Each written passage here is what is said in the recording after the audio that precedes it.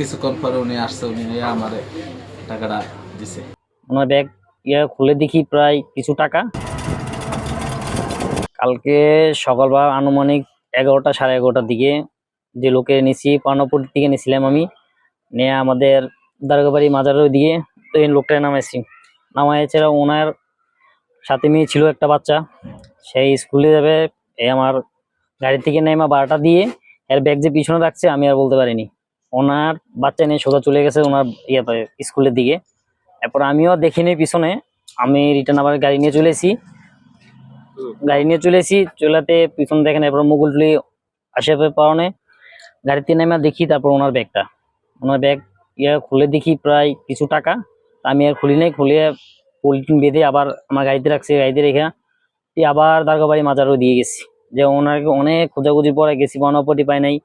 Bangs রয়া অনেক খানিক ঘুরছি, কোনো গাড়িতে পাই নাই, প্রায় আধা ঘন্টা লাগে ঘুরছি, কোনো পাই নাই। এরপরে কিছুক্ষণ পর আমার বাবার দেখা ছিল, বাবারা বললাম যাবো এই কাহিনী। তো আমার বাবা বললো যে এইখান থেকে আনছো ওইখান থেকে টাকা নিয়ে ফেরত দিয়ে টাকাটা। মার্কেটে গেছিল না কি দিনই গেছিল, মার্কেটে গিয়ে শপিং মলে গেছিল, ফোনটাতে করছিল যে ব্যাগে টাকা দিছিল বাইরে, আমার সিটে রেখে গেছে। আমি আর বলতে পারি নাই। অনেকক্ষণ পরে এরপরে আরেক লোকে বলতেছে তোমার পিছনে দিয়ে একটা মোবাইল পড়ে রয়েছে, এটা কার মোবাইল? আমি আবার যে কোনো বিষয় নেই, তাক ভাই এমনি প্যাসেঞ্জার ভালাই গেছে আর ভাই নিজে, আমি আবার রেখে দিছি।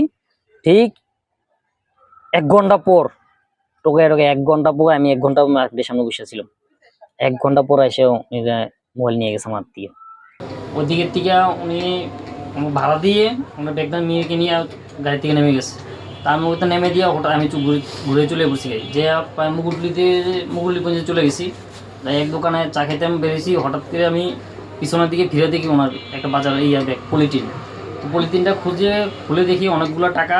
তো আমি আবার ওনাকে অনেক খোঁজাখুঁজির পরে প্রায় অনেকক্ষণ ধরে টোকাইছি। ওনার যে এদিকে নামে গেছে, দোকানে গেছে, ওইদিকে টোকাইছি, বাসার সামনে টোকাইছি, পাই নাই যে প্রায় অনেকক্ষণ পরে যে ওই দোকানের সামনে পাইছি, দারোগাবাড়ি এলাকায় ওই দোকানের বাসা যে ওনাকে পাই, ওনার টাকা ওনাকে ওইদিকে দিয়ে।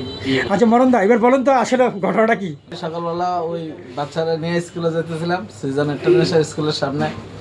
সেখান থেকে নামে ওনাকে ভাড়া দিয়ে আমি মেয়ের স্কুলের ভিতরে নিয়ে দিয়ে আসছি। পরে আমি চলে আসছি। পরে আসার পরে মনে হয়েছে আরে আমার তো টাকার ব্যাগ ডানি নেই। পরে ওই জায়গায় আবার গেছি, যাওয়ার পরে কয়েকজন দোকানদার সাথে আলাপ করলাম যে টাকার ব্যাগটা এদিকে রাখছে কিনা। না, অটোতে রাখছে, অটোওয়ালারা চিনি, ওনারা বলছে চিনি না। তারপরে কিছুক্ষণ পরে উনি আসছে, উনি আমার টাকাটা দিছে।